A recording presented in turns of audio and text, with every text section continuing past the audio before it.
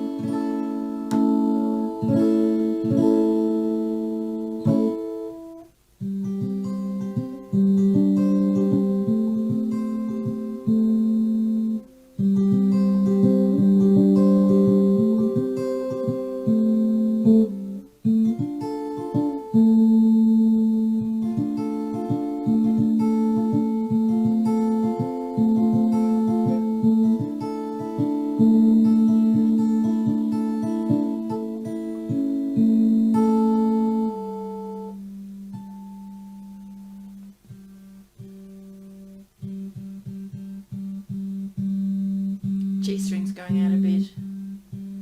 But it's new strings. Remembering, of course, if you're having to retune a string because it's a bit sharp, go down till it's a bit flat and then come back up, so that you're loosening the string and then retightening it. If you just go down without going down and coming back up again, you'll just have a string that's a bit stretched and will go out of tune more quickly.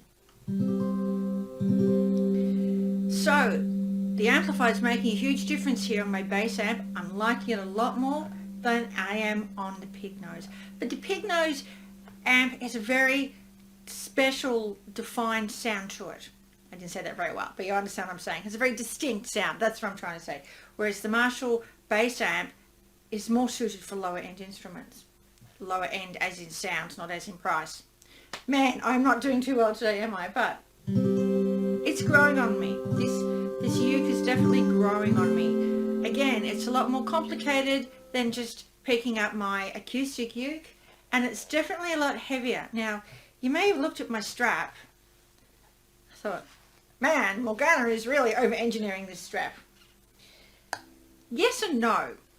It is quite a chunky instrument, and I have a history of health issues that mean heavy instruments aren't necessarily a great idea for me, which is why I always make sure I have a really big, solid strap.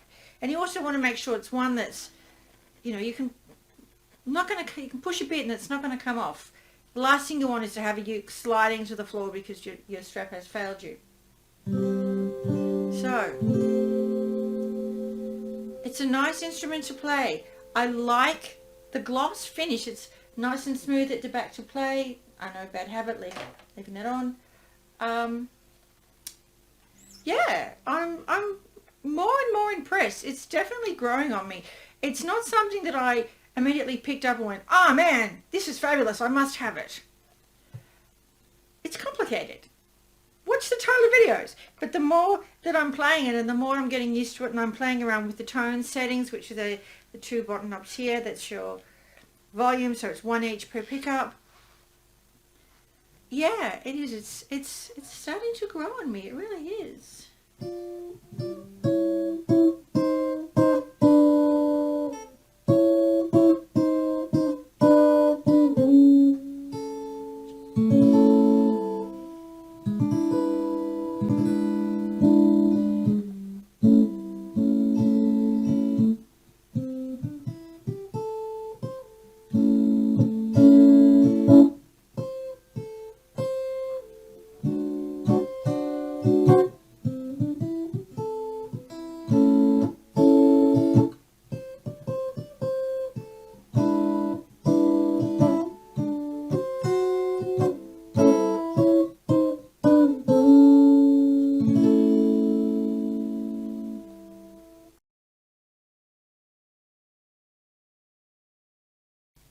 So here we are at the end of my very first unboxing ukulele review.